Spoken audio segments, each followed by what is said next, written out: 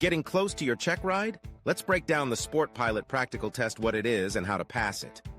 The Sport Pilot Practical Test is the final step to earning your Sport Pilot certificate.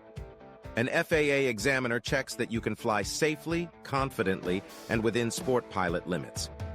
You'll be tested on two things: ground knowledge rules, weather, airspace, and aircraft basics, and flight skills, takeoffs, landings, navigation, emergencies, and communication. Expect to show good checklist use, safe decision-making, smooth takeoffs and landings, proper airspace and radio procedures. The examiner wants to see safe habits, not perfection.